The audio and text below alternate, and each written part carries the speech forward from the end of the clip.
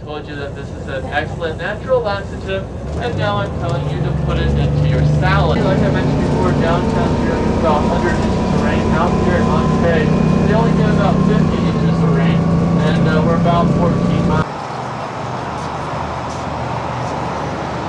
These trees are everywhere in this country.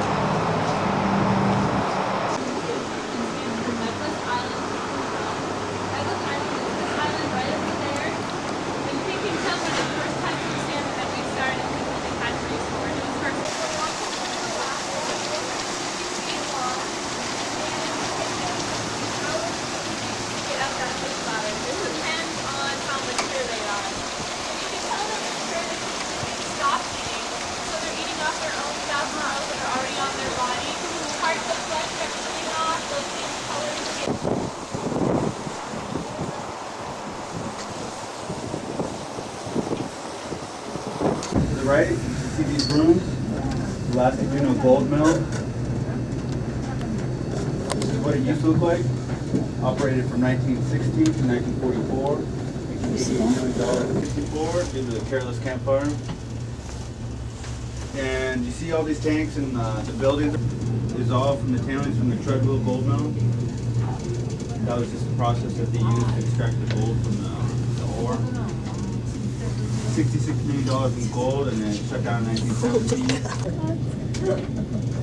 Some of the trees we're passing by are Sitka spruce.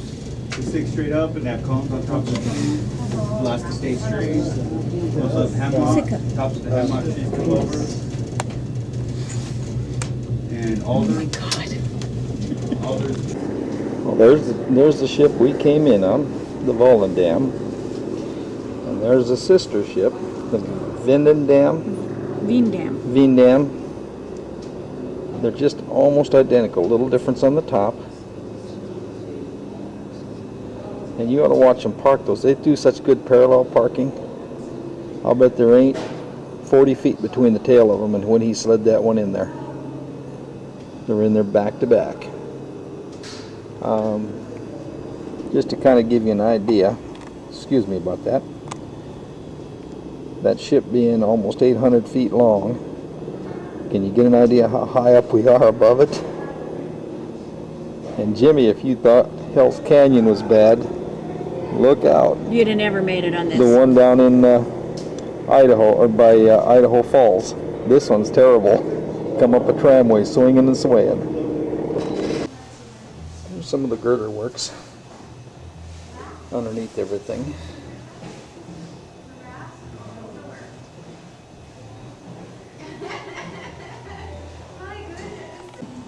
Well, here we are, high atop Mount Roberts.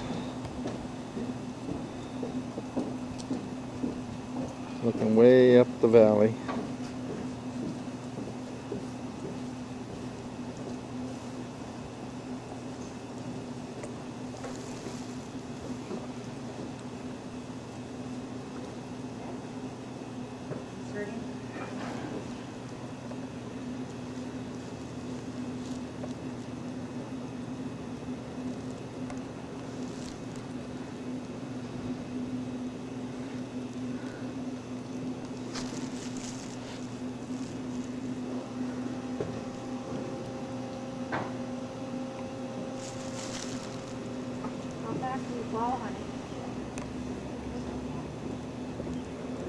Woo! Looks like they're going out back.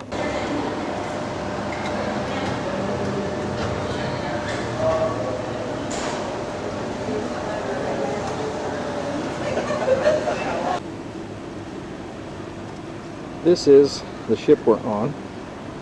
This is at the rear of the ship. Marcia and I find herself clear up there at the top quite a bit. Really nice place to sit and watch fish, see the countryside. There's several little places on the rear that we just found out how to get onto them this morning. So I think we're going to start spending a little more time back there. Right there in the middle, you can see the volleyball court at the top. That level is the 10th floor. And there's probably 2 floors below those 10 before you get to the water. So you're roughly a 12-story building above the water. Well, we're getting ready to get back on the ship. We've been wandering around Juneau. They aren't feeding us good enough. We had to go down to the fudge shop and get some fudge and some caramel popcorn.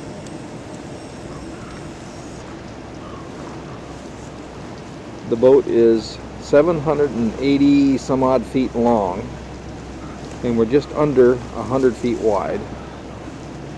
Another good spot is clear up on the top and the front. They've got a nice windshield up there.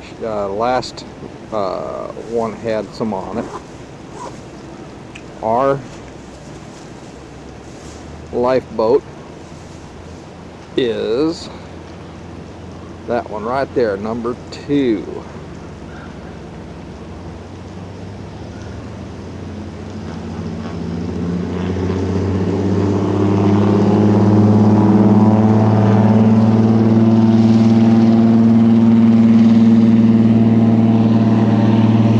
And here's the rear of the sister ship. She's just a little different. She's got a little difference on the top. A few other things different we noticed, but anyway, it's starting to rain a little harder and harder, so we're going to get on in. We'll see you later.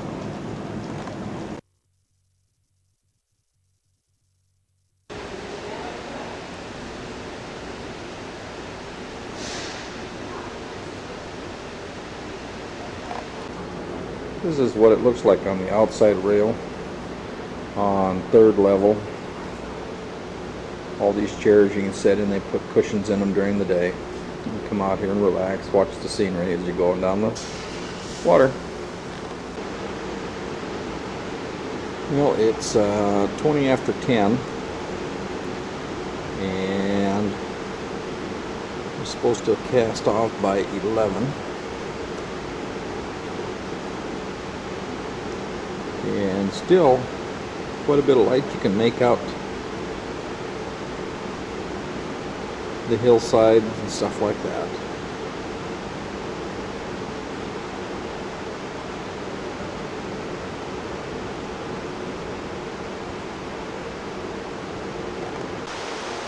There's a, I don't know if you call them canneries or not, but they smoke salmon there. Sure smelled good earlier today when I was getting whiffs of that smoke. Almost got hungry. When we were coming down from the top of the tramway in Mount Roberts, the guide was telling us that the tramway is owned by a corporation controlled by the tribe. And evidently this mountain must be something to do with the tribe, because behind there there's some sacred ground. And he talked about bear hunting up there today. Didn't have any luck, didn't see nothing.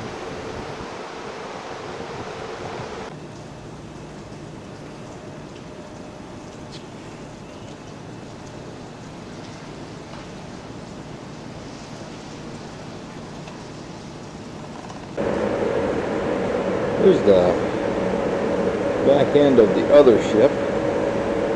Down there in that bottom level, that's where the tow or the anchor ropes and stuff are, all at the winches for them. The next one up matches the one I'm on. Then the next level is cabin space. Then you've got the dining areas, which are all lit up and they're real fancy. I mean, when they sit you down, you've got 4 different forks, 3 knives for everything, half a dozen spoons.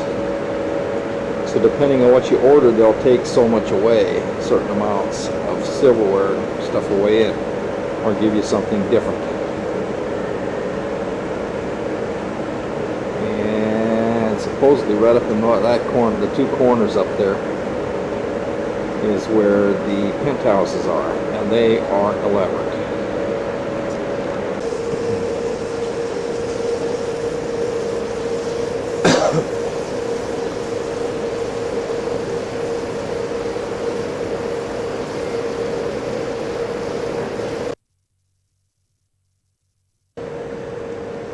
This is across the bay from where we're at. Houses up and down in the area there. See the clouds coming in. Still raining. A heavy drizzle. Light rain. You wouldn't want to be out too long. Get pretty wet. Like I said, it's about 10:30, quarter to 11, and you can still make everything out.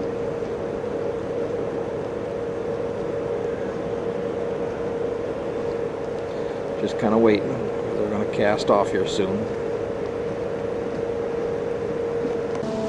Well, 5 minutes to 11, and we're pushing away from the dock.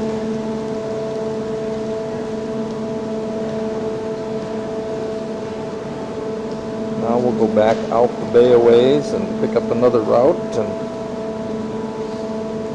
further north.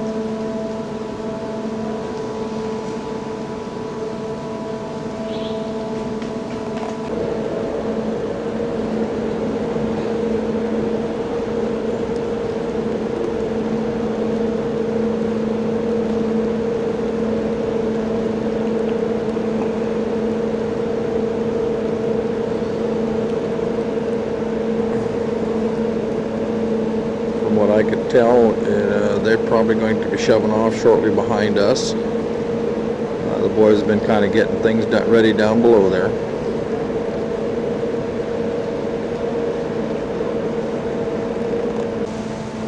Well, there's that one lit up. I think she's going to be taking off shortly because I've seen her thrusters pushing her up tighter against the dock. So she may be following us out. I'm going to take a hike down to the other end of the ship to see which direction we're going, kind of show you what it looks like ahead. And we're going to be off into another adventure. Well, I'm up to the front.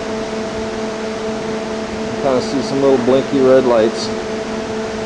That'll guide us down through the channel. We'll go out here a ways and make a turn. Head on out that direction. So, our next port is supposed to be there at 7 o'clock in the morning. So, I'm going to say good night for now. Night. Well, we made it to Skagway. It is about 10 minutes to 8. I knew last night when we cast off that we would probably have somebody trailing us. And we did. There's our sister ship. She followed along because she was casting off as we were pulling out. So when we woke up this morning, there's two others sitting here. This one pulled out. When we were leaving, or when we were coming in, she was pulling out yesterday.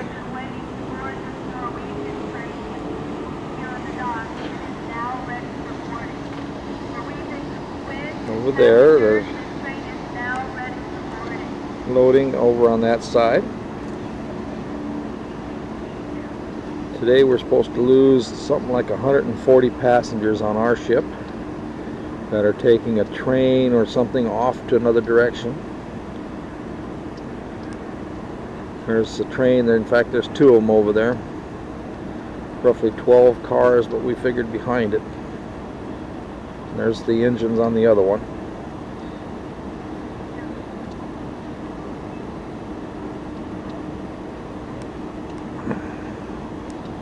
Up here in the hills, you'll find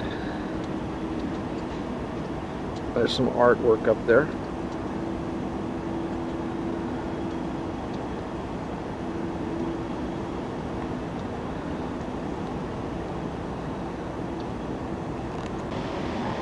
This morning everything's got low clouds. It's damp. We're going to make sure we got the rain gear along today.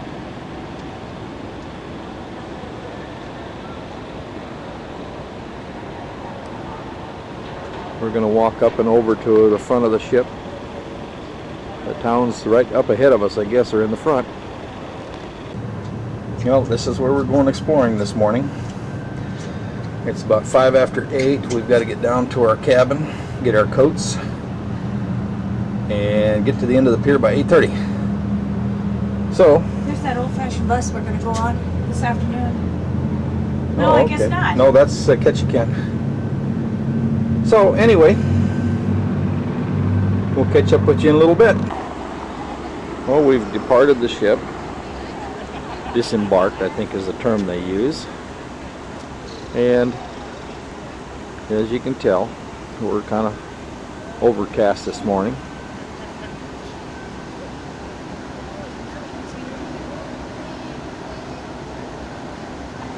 Otherwise, temperature is, I'll say, a little cool, but not bad. We took our coats along because we figured we're going to have them. Just in case it decided to rain.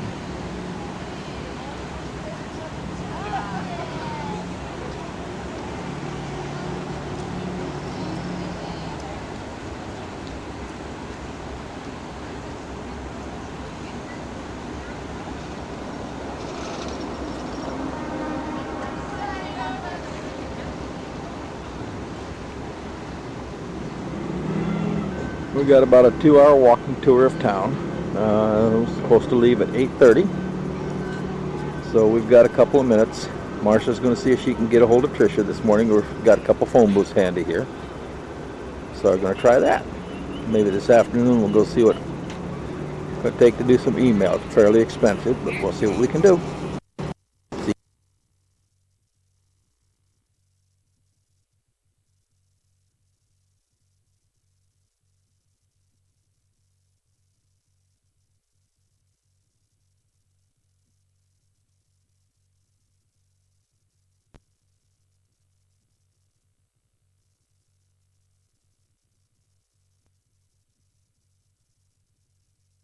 In that cargo, there was said to be 1 ton of gold.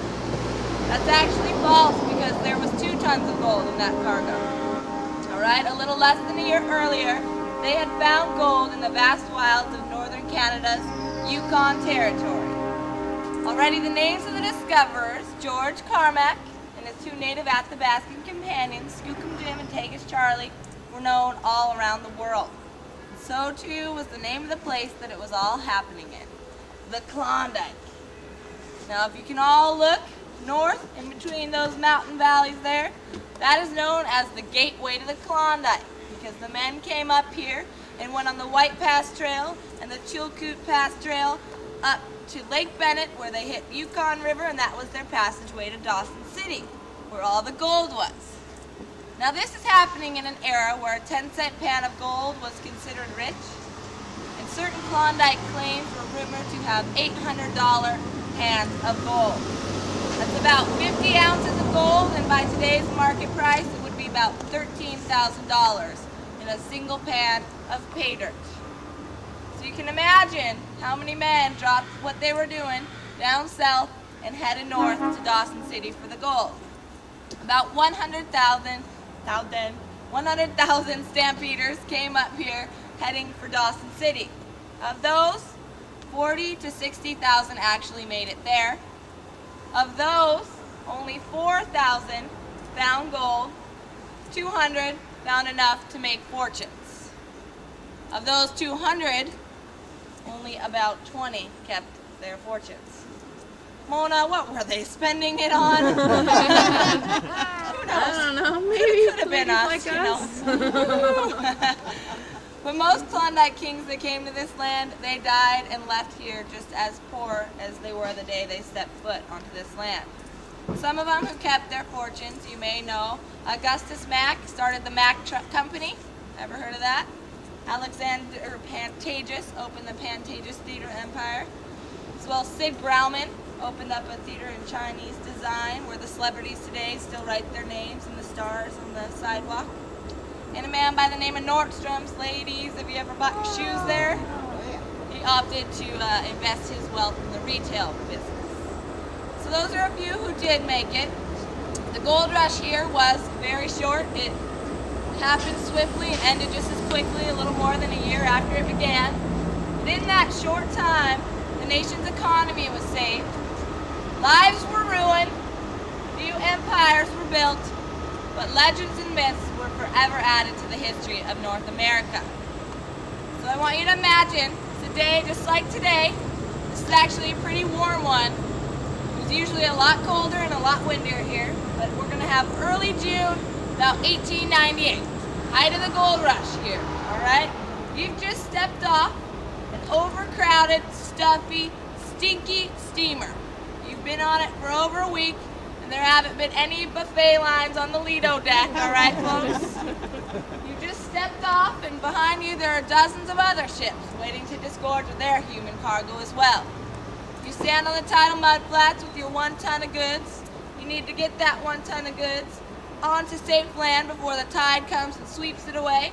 Or Soapy Smith, who was the town gang leader, he had 300 men working underneath him, including the sheriff, the businessmen, and the lawyers. They would come and steal their 1 ton of goods, leaving the man with nothing. You'd have to have that 1 ton of goods in order to take this trail. It was required by the Mounties because it would keep you alive for the year to come.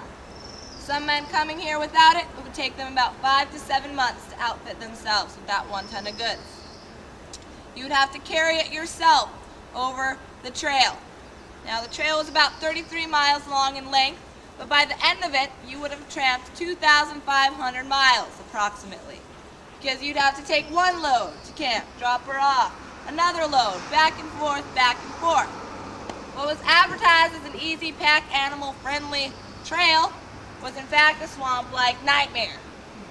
There was an area called Dead Horse Gulch where over 3,000 dead horses lie, who had been abused and worked to death. The carrion smell hung over the men like a bad omen. It was a hard, hard trail. For every man that made it to the end, another one would have turned back and came back to Skagway. Now, if you did make it to the end, you'd have Lake Bennett there, and you'd have to construct a boat from the surrounding timbers. By the time most men were done with that, the summer was nothing but a memory, and winter had set in. A blanket of white snow would lie silent on the frozen Lake Bennett and frozen Yukon River, and you would wait for 7 months with the other gold seekers, huddling around fires, trying not to go crazy from the frigid monotony of it all, and trying your best not to lose any fingers or toes to frostbite. Now, after that 7 months was done, spring thaw did occur, and about 7,123 boats hit the water on a race to Dawson City. It was said you could walk from one boat to the next and make it across Lake Bennett without a boat of your own. Now, these boats would have to navigate through Class 5 rapids, the White Horse Rapids and Five Finger Rapids. Now, a lot of the men lost it there. They'd be smashed against the sides or taken under by the water. But if you made it through those, it was a relatively easy 6-day journey to Dawson City, where the gold was said to be for the taking. Lying thick between the sandwich, lying thick between the sand, like cheese. What am I saying? Lying thick in the rocks like cheese in a sandwich. There we go. Now, like I said, though, not many people found the gold, so it must not have actually been like that in reality. The only thing that was standing between that gold for the men, however, was this city, Skagway. Skagway was a wild, crazy town. We had muddy streets, knee-deep in mud and manure. The sidewalks were wooden boardwalks, just like what you're going to be going on today, and they were lined with 60-some saloons. It was a crazy, crazy town. We had drunken miners here. We had about 15,000 stationary at a time, and about 300 ladies to service those men. That's where they say the odds are good, but the goods are odd. That's where that comes from here, ladies.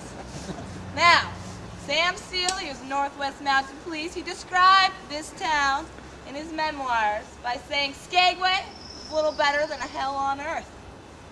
The crash of the dance hall bands and the crackled voices of the singers mingled with shouts of murder, cries for help, Help me! and the crackle of gunshot. It was about the roughest place on earth. Welcome to Skagway! Are you excited to be here or what? Yes. We're going to teach you about a few of the ladies that were here by taking you on the back alleys, and Mona Ambrosia over there is going to lead you to the first alleyway of the day. So follow her and give you a shot. Follow me. Yeah. Shake it. We just walked through our first alley of prostitution. And to those of you with the cameras, I'm a little camera shy. You can take photographs, but my acting career has yet to materialize. So if you wouldn't mind putting those big guns away for now. Hang out here for a while. So that was kind of tough. Window that she would have stood in front of and advertised, like Mona was telling you. For ladies to be discussing with men. But men would know that as soon as they came into the dance hall at the Red Onion Saloon. Has renovated it, because I doubt he painted it that flashy blue, but who knows.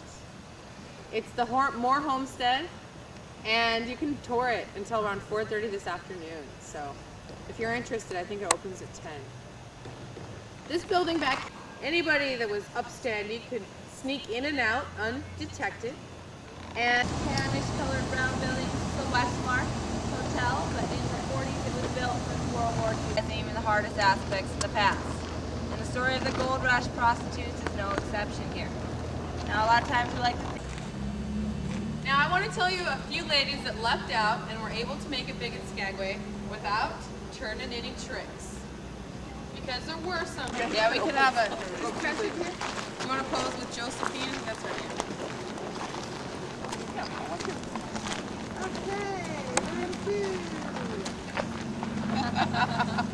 Thank you.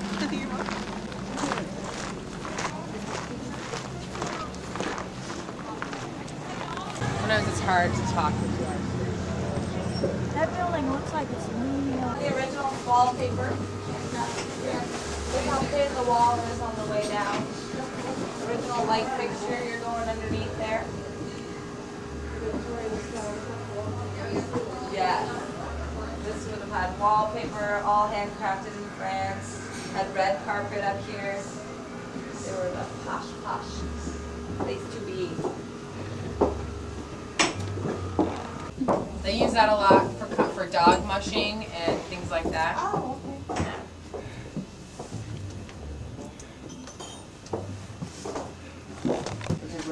That's not very big. That's like a baby crib. And as we went through, you could see when they added on one wall, and they added on, and they put a door in the wall, and they just papered over, rolled over. Why not just go? And they're the going down the Yes. And she chose to end her life here. A psychic communicated with her and said that Lydia told her that she's happy here. This is her home. She doesn't plan on leaving. And the psychic said she wanted us to pass on 2 messages.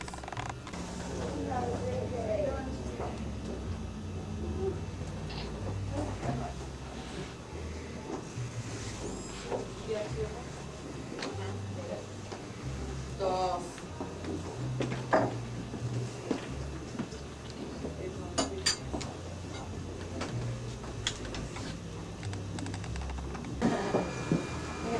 We like the back door ourselves. Back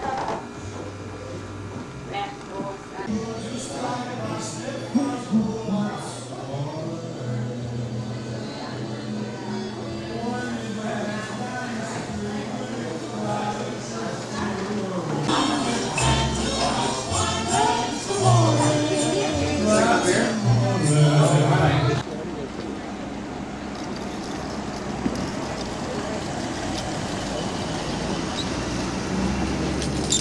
These 2 buildings are what's known as a crib. This is where the prostitutes lived and worked. And they used them as a business front.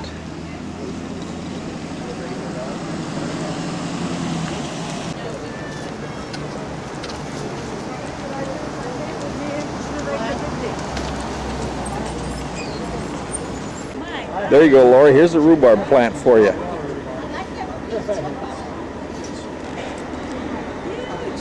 Francis, I think.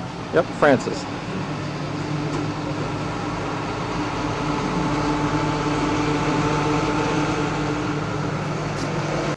Supposedly, over there in that building that's not safe to enter anymore, there is supposed to reside a ghost who hung himself upstairs. And I guess some girls have been in there and they've heard the footsteps and creaking. So they think he's still there. This house was the first permanent structure of Skagway. It was of logs. And this one over here, which you can see kind of through the trees, is the first one built of traditional building that we use today. Flat boards.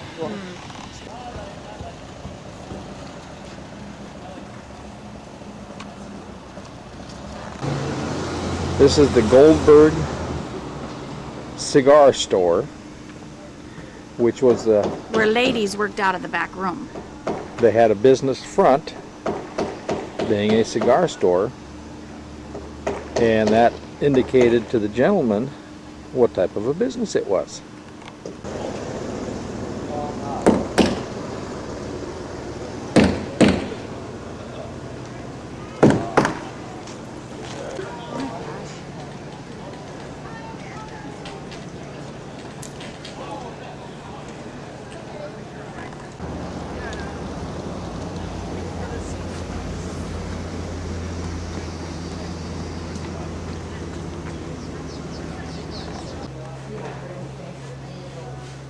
Is that a marmot?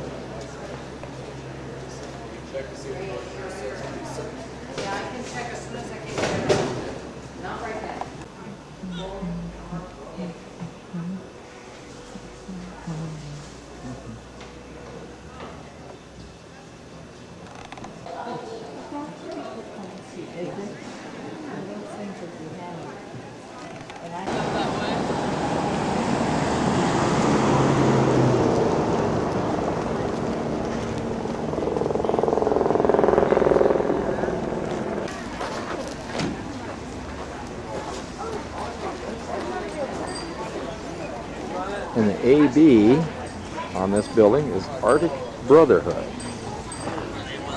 Place for the miners to come.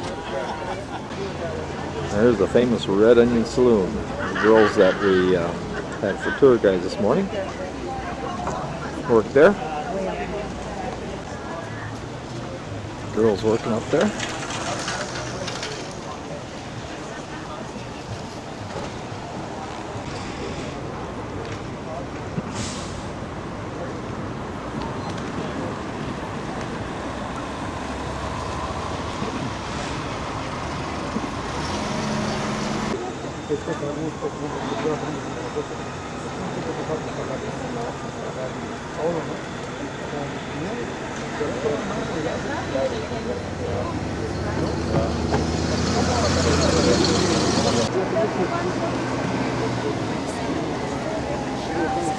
They're waving us to come over there. This particular building, Red Onion Saloon, had been moved 3 different times just to keep it out of the cleaner neighborhoods in town, and this is where it ended up. Put in there backward. Here's a snow blower. Alrighty, here we go again. This is a snow blower for the train. Clear the tracks. Looks pretty awesome. Then there's a young man over there playing his, is that a saxophone? Tips, I guess. It's a beautiful day today. Go ahead and read this and sign it. That cloud there, that peak has been coming and going all day. And that one there, it's half exposed. And the clouds have been like that all day. Cover them up, expose them, cover them up. There's some peaks in behind that.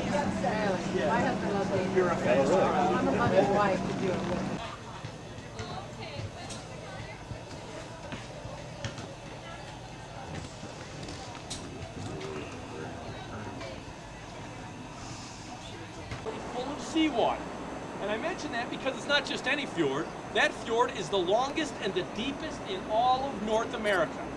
That Lynn Canal Chatham Strait complex is over 200 miles long. And talk about deep, behind your ships, folks, right about where that ferry is right now, it is 1,500 feet deep. That's like submerging the Empire State Building. It's that deep out there. Down near Juneau, it gets almost 3,000 feet deep. Welcome to Scandinavia. That's a heck of a fjord. Over there, down at the end of that view, you will see some beautiful peaks down there. Those are the cathedral peaks of the Chilkat Mountains. On the other side of that lays Glacier Bay National Park. On this side of those peaks down there lays Haines, Alaska, our nearest neighbor. I told my friends about that, but it's only about 15 miles away or so. Another thing of interest, take a look right in front of you, a big wall of green. What's remarkable about that wall of green is not what you see, but what you don't see. Because what's behind that wall of green there are no more valleys like Skagway over that way. Behind that wall of green lays a 5,000 foot tall icy plateau that spawns over 80 glaciers pouring down into the Pacific Ocean and into British Columbia. It's called the Juneau Ice Field. And even to this day, that impenetrable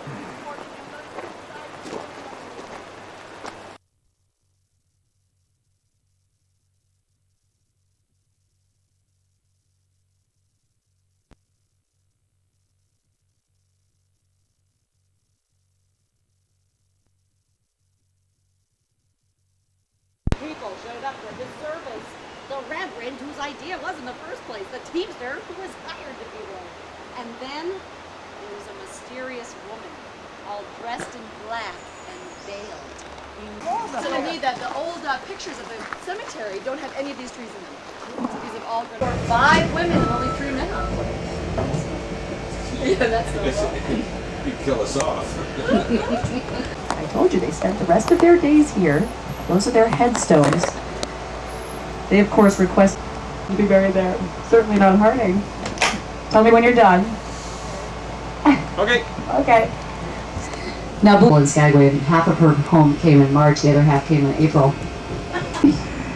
On the left, okay, here's some gossip. Crazy. You guess how much that little house sold for. This is our one and only school, everybody. Skagway Public School. Kindergarten through 12th grade, all under one roof. 125 students, 14.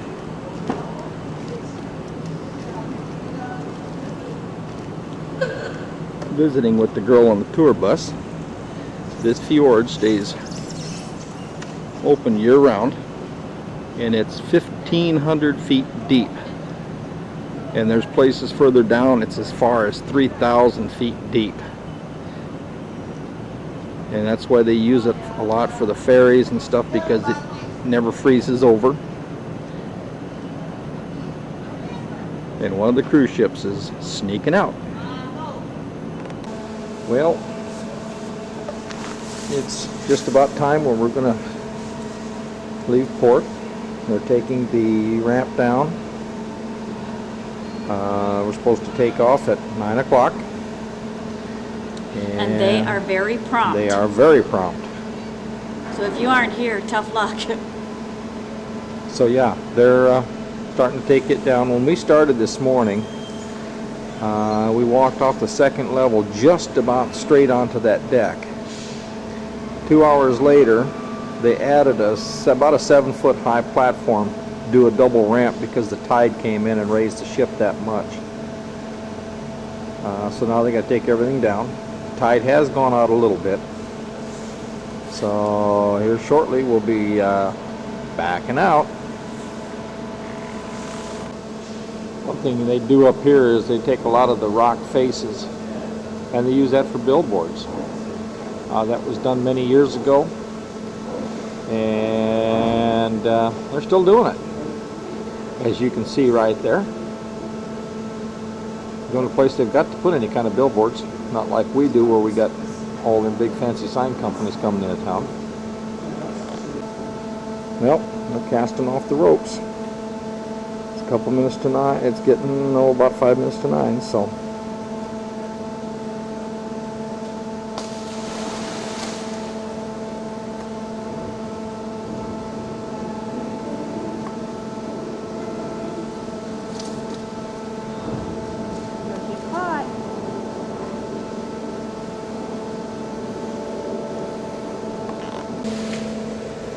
There goes the back 4.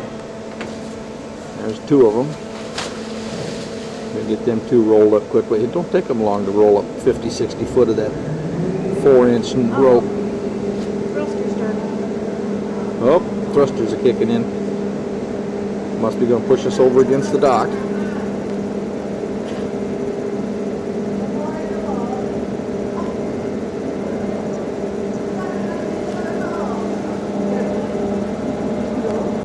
Well, they just turned them 2 loose.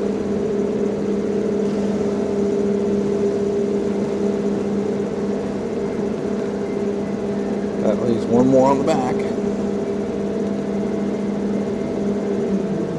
Cast it off, and we're free on the back end.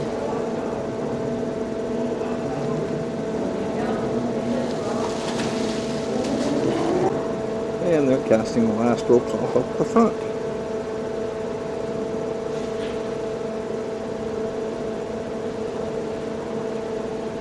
So guess what? It ain't gonna be long now. Guess what? We're moving. Is it exactly 8? Is it 9 o'clock? Or 9, I mean?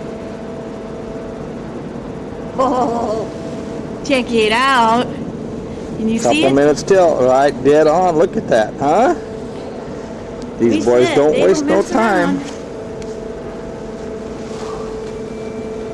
It's just awesome to see something that's this size moving backward in the water on its own. Well, it's not a... You hear that? It's letting us know we're leaving. Man, that just echoes through this valley. Well, off to the next place. Glacier Bay. Supposed to travel all night. Supposed to get there somewhere around 7 o'clock in the morning. Be there till about 4. Was it 4? I think it was No, 4. I'm I not think it's positive. 9. I think it's 9 at night because I could be wrong. Because we're supposed to be doing some whale watching with this Tanya at 4. Yep. So maybe a little bit later than that. Anchors away, boys.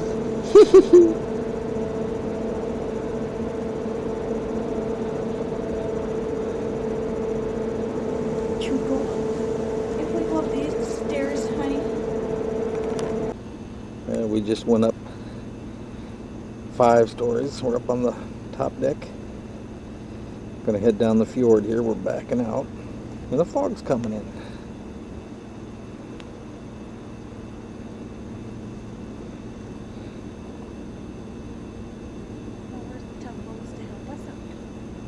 We don't need them. We're good ship. We can handle it. Well, it better not get froggy on us now. I'm not seeing anything. I'll be mad. Surprises a person how fast something this big can go backward in the water. Marcia and I were walking on the deck down below. He was backing up just as fast as we were walking.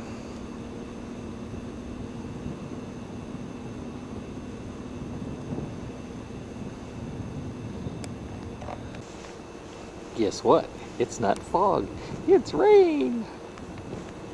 We're gonna have to find us a place to hide where we can see what's going on and yet don't get wet.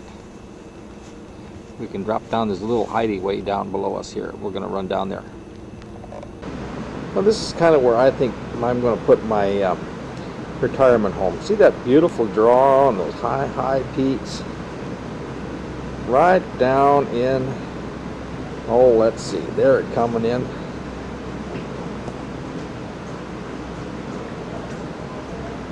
There's several houses down in there.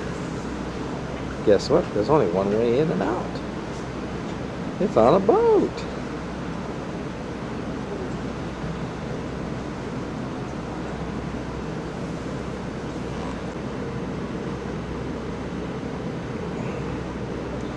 Still backing up.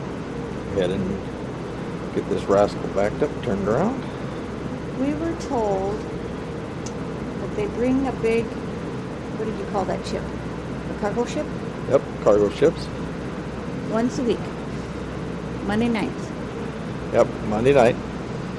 Brings in the big containers that use the big Brings in shipping groceries, containers. you name it. And we were told by one of the gals here that by Friday night, they're out of milk. And they have to pay almost $5 a gallon. She says we fight for milk. For green meat and brown fruit. She says because it is so hard to get in here. They bring these containers in. They only get those groceries once a week.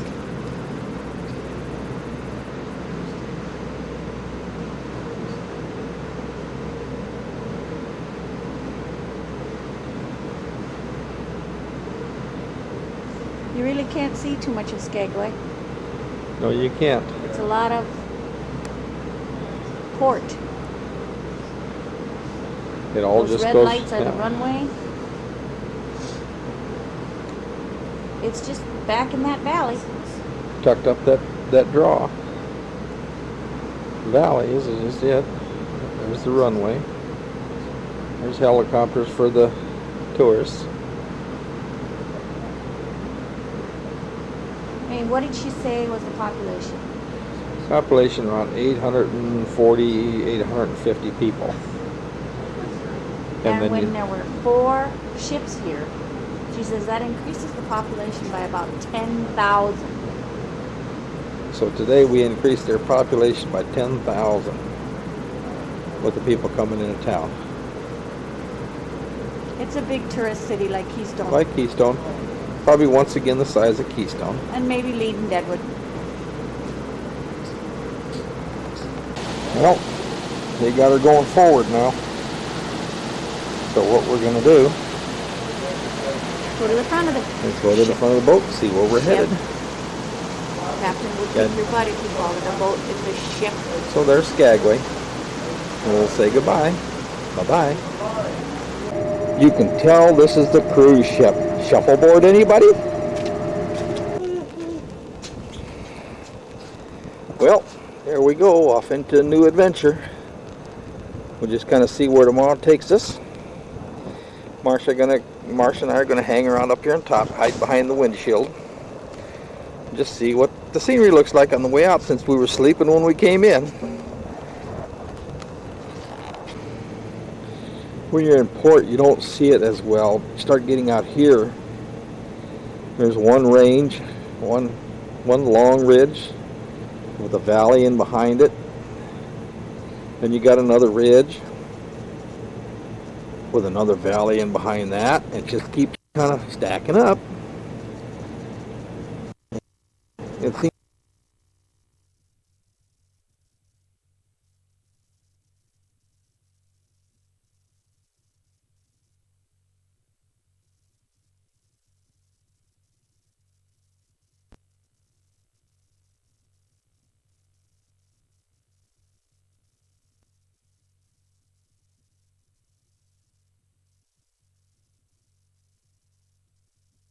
you can hopefully see it.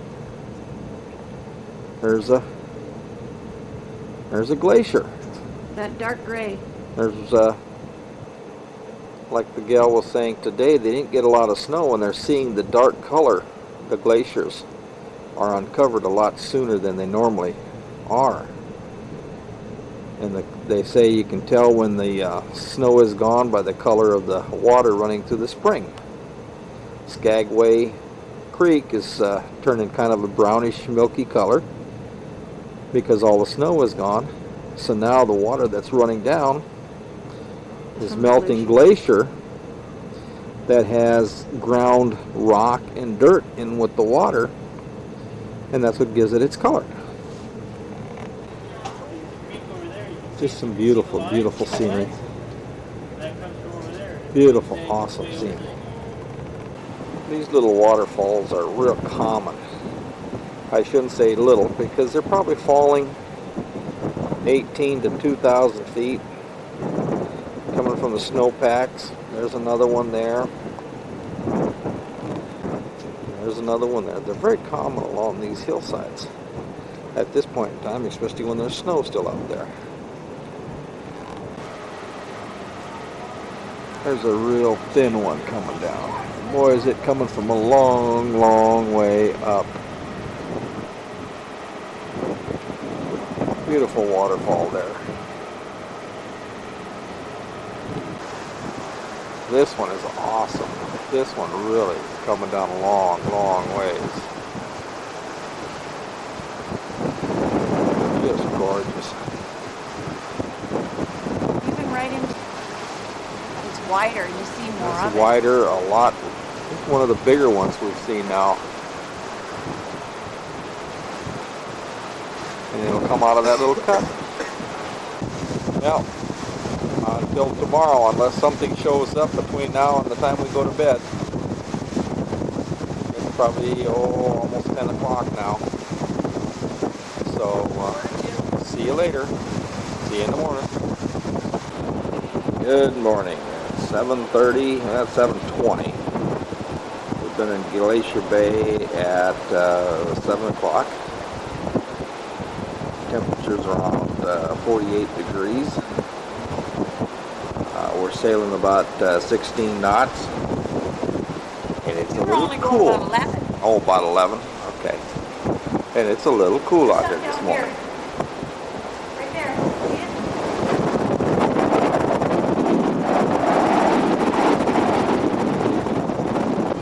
Well, Marcia thought she saw something.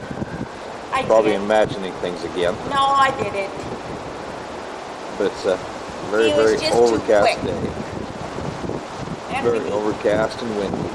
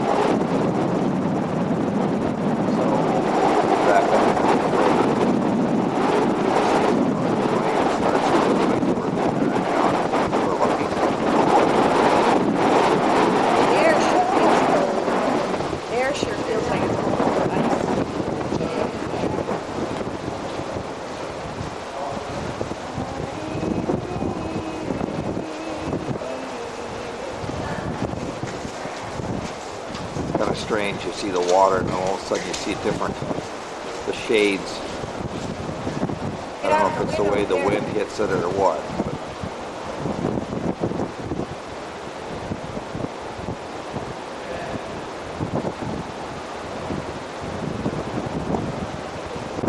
But see a lot of this stuff floating around. Seaweed. Reminds me of that crap we've got out there in our lakes.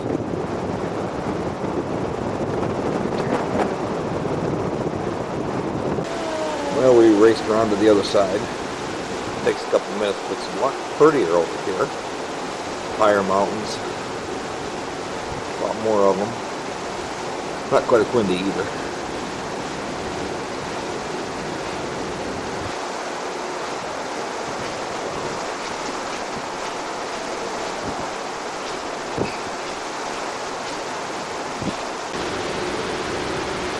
I think it's something floating. I don't know what it is.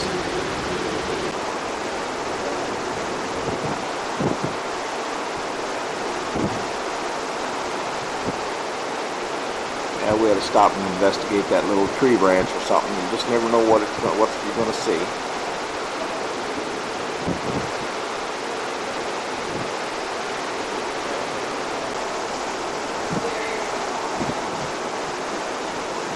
Strange to see these different lines in the water. I don't know if it's the way the current is or just what it is. The way the wind is pushing it.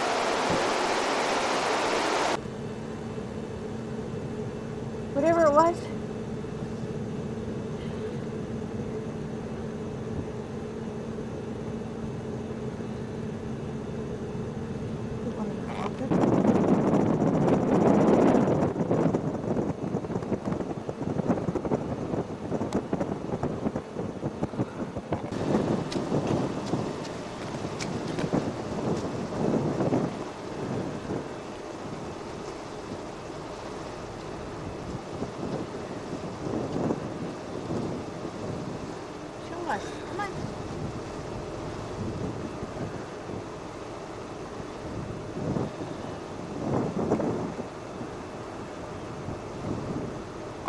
right, got it.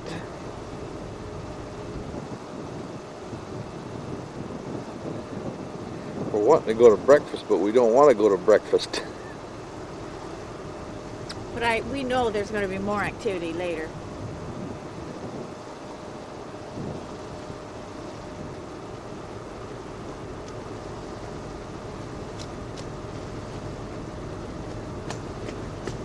You got him spraying though? Yes, I did.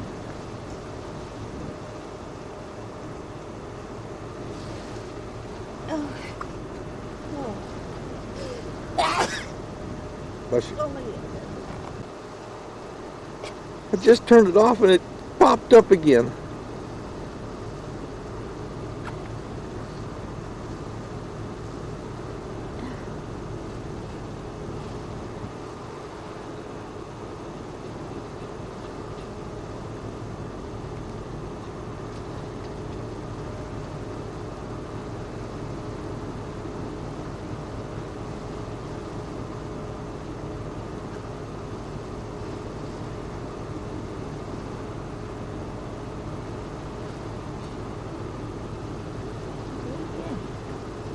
Come on, sweetheart. One more time. Spray. There we go.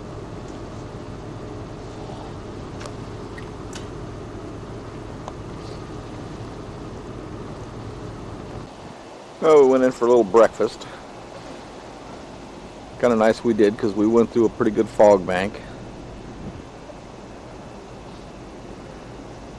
Now we're kind of really low clouds. So hopefully by the time we get up,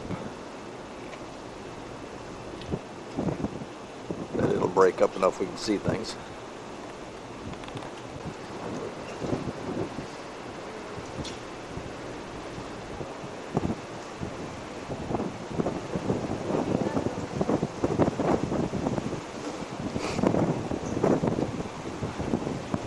Low clouds this morning.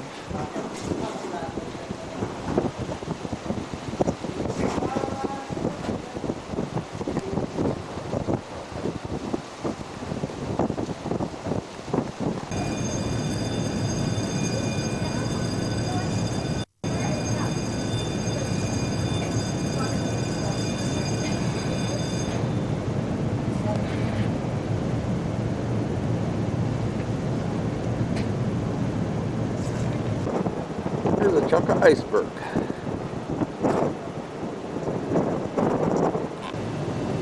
Well, the clouds are starting to break up a little bit. Anyway, they're lifting. We've been told by some of the people that we've been very fortunate to have such good weather. Yesterday, the girls were all talking, the tour guides that we had, the different tours were all girls. And they were saying how warm it was. And yes, we were running around with coats. And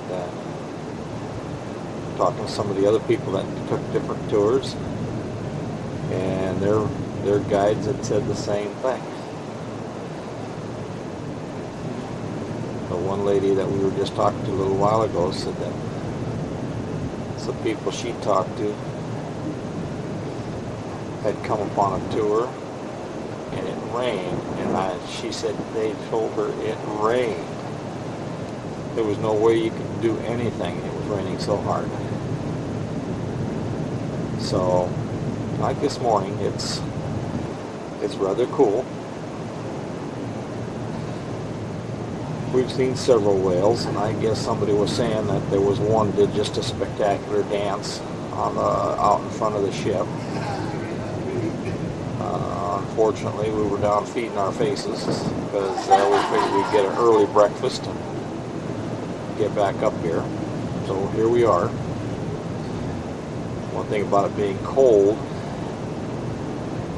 I don't think it'll be near as crowded out here today.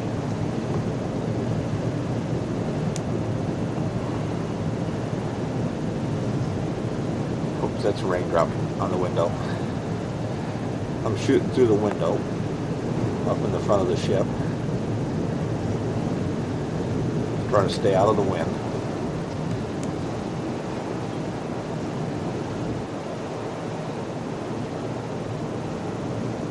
So, well, we'll continue to keep watching. There's a I'll be whale. using the clock system today to point out any wildlife or anything at all, really. So if you're at the front of the ship, that's going to be our 12 o'clock position, and I'll be using the clock system, so it'll be a little easier to point things out that way. Again, I want to remind you that we have an information desk set up in the crow's nest, which is on deck 9, and we'll be open until roughly 1 o'clock or so, maybe about 12:30. There you can find literature on the park, anything you need, pens, books, tapes, CDs. And again, I want to remind you that we have presentations. We have one at 1:45, and it's done by Ranger Sean. The presentation is on bears. And then we have our cultural interpreter, Carolyn Martin, giving her presentation at 2:30.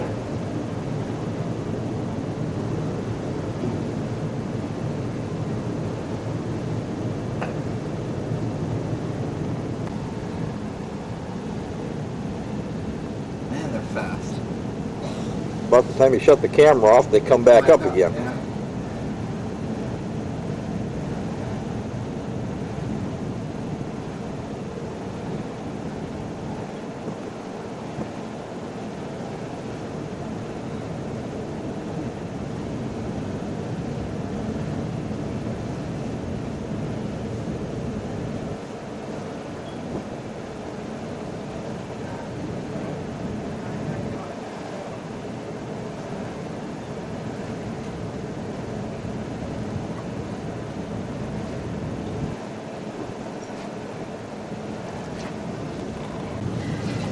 One thing you gotta watch for. The most Up in interesting the thing clouds. about Glacier Bay is that it was completely covered in ice.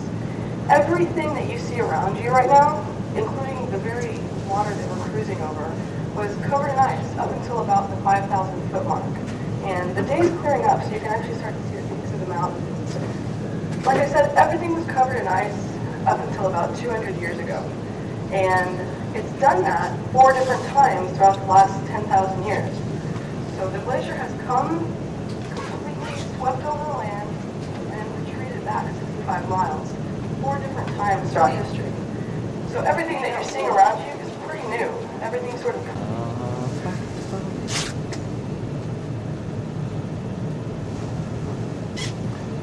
Another little stream running down from the hill.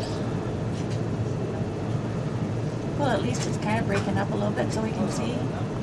Might be able to see something. Uh-huh. Don't want the sun to come out though. Remember that we won't see the pretty blue?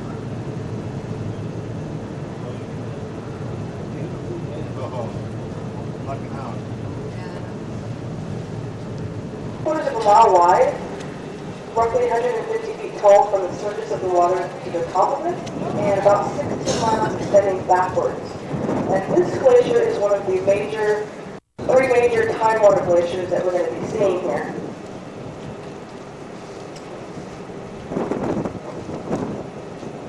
I goofed. I think I've had a little bit too much coffee this morning. And that's not lime flu, actually, that's Reed. I apologize. That's Reed Glacier.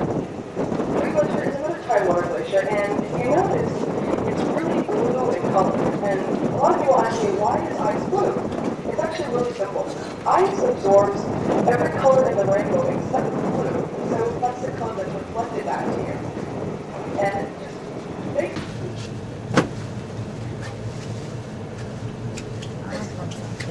I know how cold it gets. Lots of icebergs up here. Bigger ones too. Look, Greg, you gotta go get Oh boy, there's lots of little ones up there. Holy moly. Forget.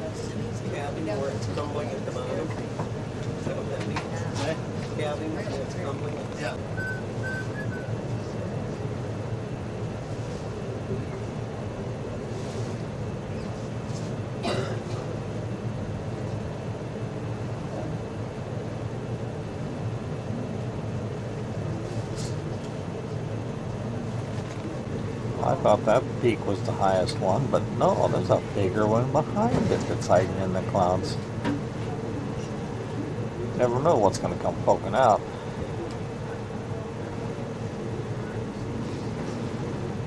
The 5,000 foot mark didn't get smoothed out the way you see this one in front of us.